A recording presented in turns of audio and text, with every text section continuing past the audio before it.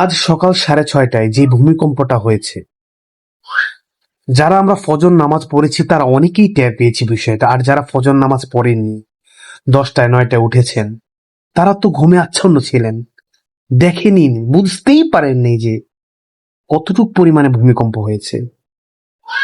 আল্লাহ সুবহানাহু ওয়া তাআলা এই ভূমিকম্প দিয়ে আপনাকে একটা মেসেজ দিয়েছে হয়তো, যে আমি আপনি যে বা যারাই হোক না কেন, যারাই ভিডিওটা দেখছেন, তারা হয়তো বা আমরা কোনো একটা গুনাহে নিমজ্জিত আছি। আমাদের তওবার সময় এসে গেছে ভাই। আমাদের যত দ্রুত সম্ভব তাওবার জিন্দিগি কবুল করতে হবে, তাওবা করে জিন্দিগি জীবনটাকে সামনে এগিয়ে নিতে হবে।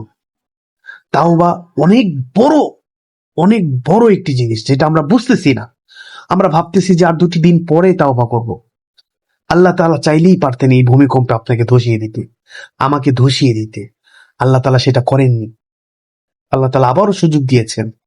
এই জন্য আমরা এই সুযোগটি কাজে লাগাবো ইনশাআল্লাহ। তাওবা করব, শক্ত তাওবা, তাওবাতুন নাসুহা, এবং তাওবা করে আমাদের সামনের জীবন ইসলামের উপর চালিয়ে যাবো ইনশাআল্লাহ।